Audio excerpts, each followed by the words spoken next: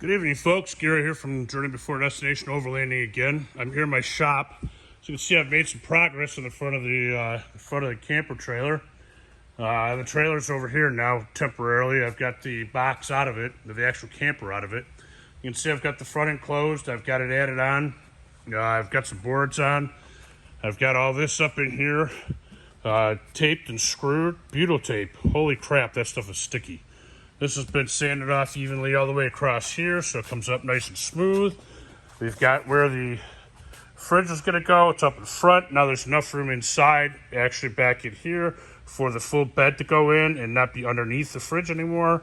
We've actually got this squared up. I've got this in here temporarily just to show that it's, keep it out flush where it's supposed to be and make sure these are even with it, so that when we put the flashing around the corners here, we know it's good.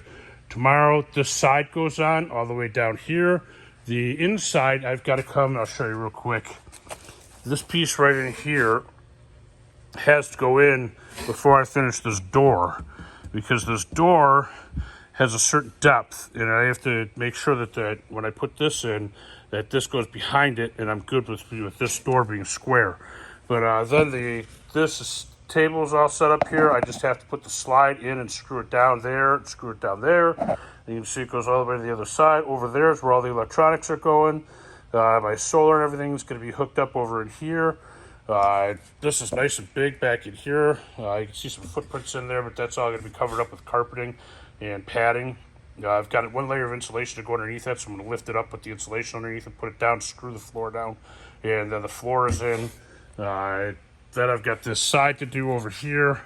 I'm going to set it up later on so I can eventually put a window up in here, actually a door to get the stuff. But I bought this air conditioner, which I've got disassembled right now because I wanted to see how it worked, see if I could take it apart and put it in there, but I can't. I'm going to leave it as is.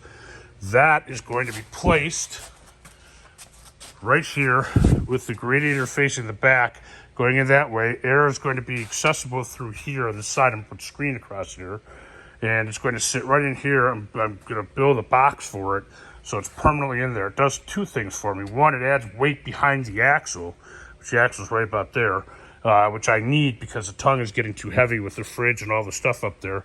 But it also gives it, when it only comes in about this far, and when it comes in about this far, it's flush with the back, comes in about this far, it blows in the direction that I want it to, covering the entire inside. And it's easy to run 110 around to it. And, I thought about getting a 24-volt air conditioner and everything else. That's good for up to 150 square foot room. It cost me $110 on sale. The closest thing I could come to a 12-volt or 24-volt one that I could put in the system in here was $1,200. So I saved $1,000 going with this, running it off of 110. I'm probably going to run 48 volts in here, and if I run 48 volts, excuse me, that won't matter. I can run that. I'll be able to run that all day. If not, I'm going to run 12 volts. I'm going to run a lot of amp hours in here. I'm going to put some server rack batteries.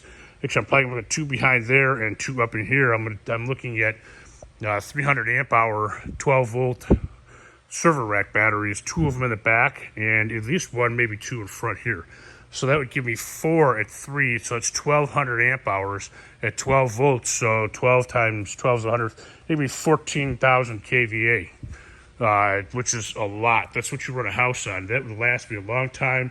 When I'm all done, when I'm not running the tent up here, I'm going to put 200 amp or 200 watt and 100 watt and 100. So I'm going to have 2, 4, 5, 6, 700 watts of solar on the roof of this thing. I'll have to have 2 solar charge controllers so I can pull that off, but I will still have that much. Plus, I've also got another 300 watts that I can put out on an extension cord, which I'll have one of those right there coming out the side over here, along with my electric plug, so that it's going to sit right here and it's going to have plugs in it, so that I can pull the solar cable, plug the solar cable into it.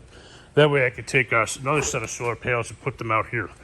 But I'm making progress. The front is now completely encapsulated all the way down, up underneath here, up here, all the way up, all the way to there, all the way back to there. It's now one, it's not solid, it's different pieces of wood, but it's all butyl taped together.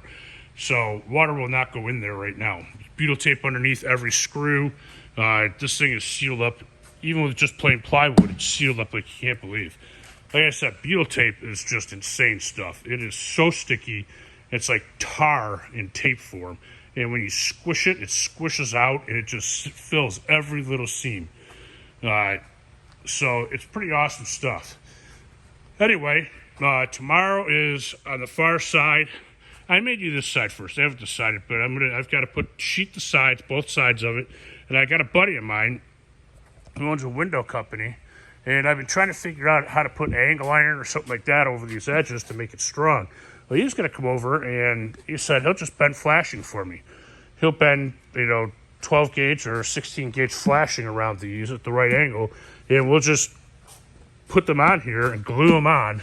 And then I'm going to epoxy over top of all this with fiberglass. So once I get the aluminum on there, I'm not sure if I'm going to use standard flashing on this because this is going to take impacts. I may still get some 1x1, or I may even go so far as to go with 2x2 because I've got a lot of 2x2.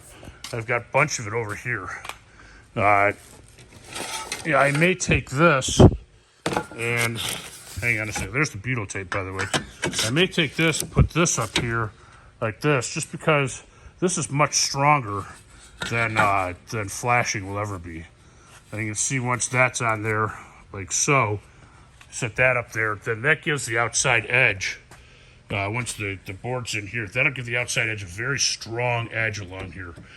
Branches can smack into it. I'll run it all the way down here, all the way down there, and these edges, just up here, across here, and down there, I'll have done with the thick angle, like probably the 2x2 angle like that.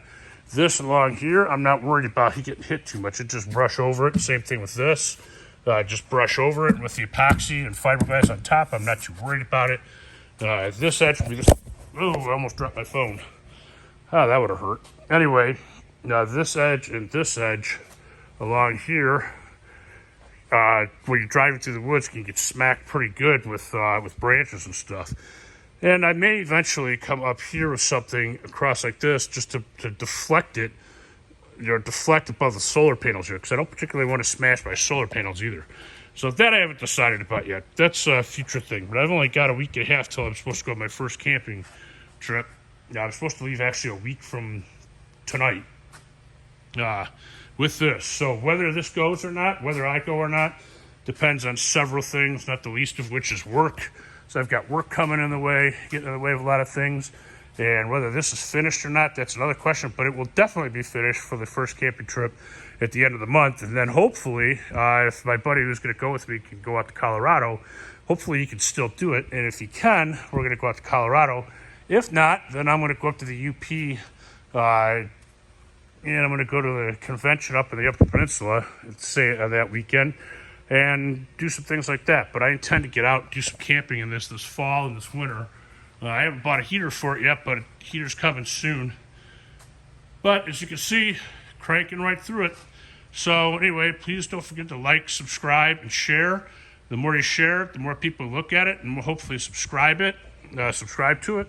So I'd love it if I got 54 now. I'd love to get up to 100 here sometime soon. You can see the trailers right here. The electric brakes get wired as soon as I ordered the seven-way junction box that goes underneath here for the brakes and everything, but I'm waiting for it from Amazon. It's lost somewhere. It's 3 miles away from me at their station where they transfer from one truck to another, and they lost it. So I don't know exactly what's going to happen. I may have to order another one, but I'm going to get the electric brakes on this weekend. I'm going to get the electric brakes on the Jeep, which is out there this weekend, which requires me drilling into my bumper, putting the 7-pin connector in there. That's not a problem. Then I will show you guys when that's done. And then I'll have electric brakes on this, and we'll be ready to roll. So we're definitely gaining on it. So anyway, have a great night. Like, subscribe, share, and I'll talk to you again soon, probably tomorrow.